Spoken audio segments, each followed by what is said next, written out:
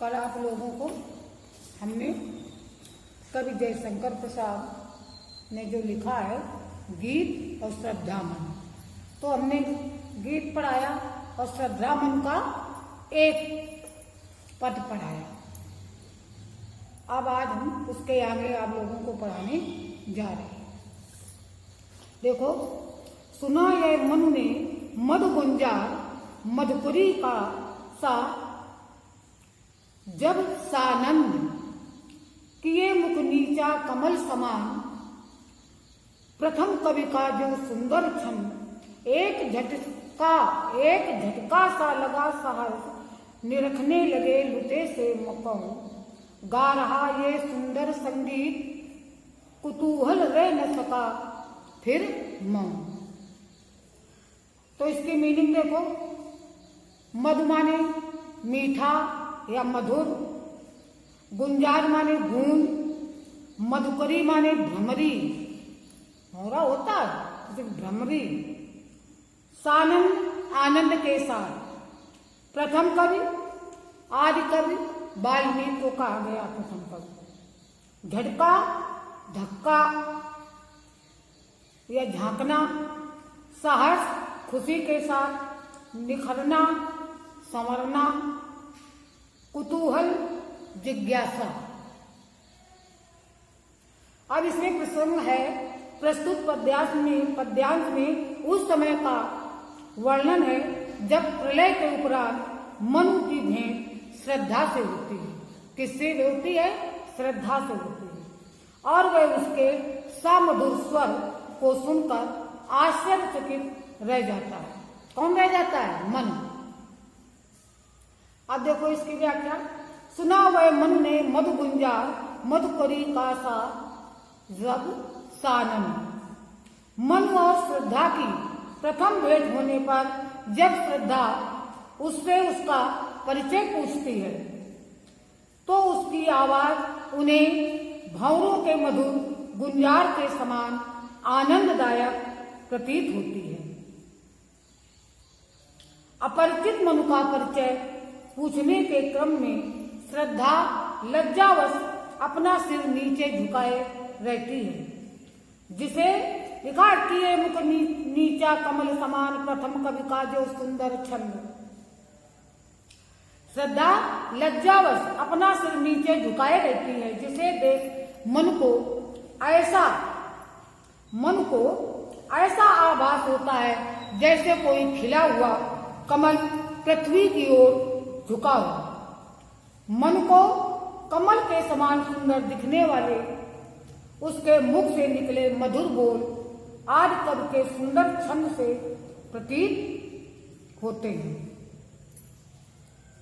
एक झटका सा लगा सहर्ष, निरखने लगे लुटे से कौन, गा रहा ये सुंदर संगीत, कुतूहल रह न सका फिर मौन। उस निर्जन स्थान पर जहाँ किसी के होने की कोई संभावना न थी, श्रद्धा जैसी अनुपम रूपवती को देखकर मन आश्चर्यचकित होते हैं और उनका मलिन मुख निखिल उठता है। श्रद्धा के कंठ से निकले गीत सदस्य बोल का उन पर ऐसा प्रभाव पड़ता है कि वे उससे बोले बिना नहीं रह पाते हैं और उसके विषय में सब कुछ जान लेना चाहते हैं। ठीक, अगला देखो। और देखा वह सुंदर दृश्य, नयन का इंद्रजाल अभिराम, कुसुम वैभव में लता समान, चंद्रिका से लिपटा घनश्याम, हृदय की अनुकृत बाह उदार, एक लंबी काया उन्मुक्त, मधु पवन पीड़ित जो शिशु साल, और सुशोभित हो सौरभ संयुक्त, मृषण गंधार देश के नील, रोम वाले मेसों के चर्म ढक रहे थे उसका बप कांत, बन रहा था वह कोमल वर्ण। आप पहले मीनिंग देख लो। इंद्रजाल जादू, अभिराम सुंदर, कुसुम वैभव पुष्पों का ऐश्वर्य, चंद्रिका चांदनी, घनश्याम काला बादल अनुकृत प्रतिकृत। अब वाह बाहर, काया शरीर, उन्मुक्त स्वतंत्र, मधुपवन बसंत में बहने वाली सुगंधित हवा, क्रीड़ित खेलता हुआ, शिशु साल साल का छोटा सा वृक्ष, सौरभ संयुक्त सुगंध से युक्त, मृषण, मृषण माने होता है कोमल या चिकना, रोम माने रोआ, मेष माने भेड़, चर्म माने चमड़ा, बपु कांत, बपु माने होता है शरीर और कांत माने सुंदर, यानी बपु कांत माने होता है सुंदर शरीर, और वर्म माने वर्म कवच। अब देखो इसमें प्रसंग है, प्रस्तुत पद्यांश में श्रद्धा को अपूर्व सुंदरता और आंतरिक गुणों का उल्लेख किया गया। देखो इसकी व्याख्या। और देखा वह सुंदर दृश्य, नयन का इंद्रजाल अभिराम, कुसुम वैभव से लता समान, चंद्रिका से लिपटा घनश्याम। अब देखो श्रद्धा की समधुर ध्वनियों को सुनने के पश्चात जब मन का ध्यान उसके रूप की ओर गया तो वह दृश्य उनकी आंखों से इंद्रजाल, आंखों से जादू के समान सुंदर और मोहक लगा। श्रद्धा फूलों से परिपूर्ण लता के समान सुंदर और शीतल चांदनी में लिपटी हुए बादल सी आकर्षक प्रतीत हो रही थी। हृदय की अनुकृत वाह उदार एक लंबी काया उन्मुक्त मधुपवन कीड़ित जो शिशु साल सुशोभित हो सौरभ संयुक्त। उसका हृदय उदार और विस्तृत था। वह लंबे कद की उन्मुक्त युवती थी। लंबे और सुंदर दिखने वाले शरीर में वह ऐसे शोभायमान थी मानो बसंत की हवा अर्थात बसंती हवा में झूमता हुआ साल का कोई छोटा सा वृक्ष सुगंध से युक्त होकर चारों ओर अपनी शोभा को बिखेर रहा हो। मृषण गंधार देश के नील रोम वाले में सो के चर्म ढक रहे थे, उसका बपुकान बन रहा था वह कोमल वर्ण। श्रद्धा के वस्त्र गंधार देश में पाई जाने वाली नीले बालों की भेड़ों की खाल से बने थे। अत्यंत कोमल होते हुए भी वे वस्त्र न केवल उसके सुंदर तन को ढक रहे थे बल्कि कवच के समान शरीर की रक्षा भी कर रहे थे। आगे देखो, ये बहुत इंपॉर्टेंट है जो पढ़ाने जा रहे हैं। नील परिधान बीज सुकुमार, खुल रहा मृदुल अध खुला अंग, खिला हो जो बिजली का फूल, मेघ बन बीच गुलाबी रंग। आह वह मुख पश्चिम के व्योम, बीच जब घिरते हो घनश्याम, अरुण रवि मंडल उनको भेद दिखाई देता हो छवि धाम।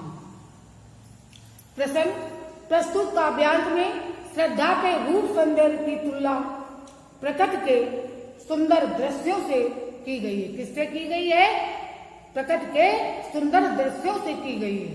किसकी तुलना? श्रद्धा के सौंदर्य। व्याख्या देखो। नील परिधान बीच सुकुमार, खुल रहा मृदुल अध खुला अंग, खिला हो जो बिजली का फूल, मेघ बन बीच गुलाबी रंग। मीनिंग नहीं बताई ना, मीनिंग देख लो। नील माने नीला, परिधान माने वस्त्र, सुकुमार माने अति कोमल, मृदुल माने कोमल होता है, मेघवन बादलों का समूह, व्योम माने आकाश, अरुण माने लाल, रवि माने सूर्य, छविधाम माने सौंदर्य का भंडार। प्रसंग बता चुके, व्याख्या देखो। मन के भावों की अभिव्यक्त करते हुए कवि लिखते हैं कि श्रद्धा भेड़ चंद के बने नीले वस्त्र में अत्यंत आकर्षक दिख रही है। वस्त्रों के मध्य कहीं कहीं से दिखाई दे रहे उसके कोमल अंग ऐसे प्रतीत हो रहे हैं जैसे वे नीले बादलों के समूह में चमकती हुई बिजली के गुलाबी गुलाबी फूल हों।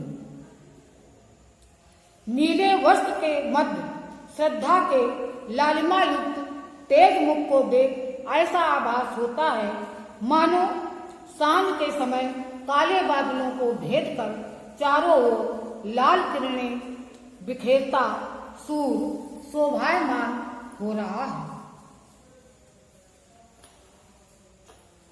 ये भी इंपॉर्टेंट है। गिर रहे थे घुंघराले बाल अंश अवलंबित मुख के पास नील घन सावक से सुकुमार सुधा भरने को विद के पास और उस मुख पर वह मुस्कान रक्त किसले पर ले विश्राम अरुण की एक किरण अम्लान अधिक अलसाई हो अभिराम। मीनिंग देखो, अंश माने कंधा होता है, अवलंबित माने आश्रित, घन सावक शिशु बादल, सुधा माने अमृत, विदु माने चंद्रमा, रक्त किसले लाल कोपले, अम्लान माने उज्जवल, अलसाई माने आलस्य से परिपूर्ण। प्रसंग प्रस्तुत काव्यांश में श्रद्धा के सुंदर मुखड़े और मुस्कान की चर्चा की जा रही है। श्रद्धा के केस लिखा गिर रहे थे घुंघराले बाल अंश अवलंबित मुख के पास नील घन सावक शेष कुमार सुधा भरने को विद के पास। श्रद्धा के केस सुंदर और घुंघराले थे, वे उसके चेहरे से होकर कंधों पर ऐसे झूल रहे थे कि मानो अमृतपान हेतु नन्हे बादल सागर तल को स्पर्श करने की कोशिश कर रहे हैं। उसके सुंदर मुख पर बिखरी हुई मुस्कान को देख ऐसा आभास हो रहा था जैसे सूर्य की कोई अलसाई सी उज्जवल किरण लाल नवीन कोपल पर विश्राम कर रही हो।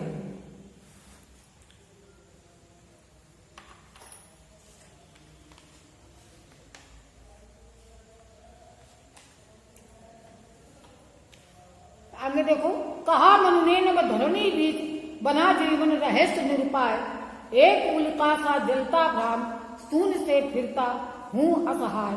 कौन हो तुम बसंत के दूत बिरध पतझड़ में अति सुकुमार घन तिमिर में चपला की रे तपन में शीतल मंद बया। नभ माने आकाश, धरणी माने धरती, निरुपाय माने बिना उपाय के, उल्का माने टूटा हुआ तारा, भ्रांत माने भटकने वाला, शून्य माने निर्जन स्थान,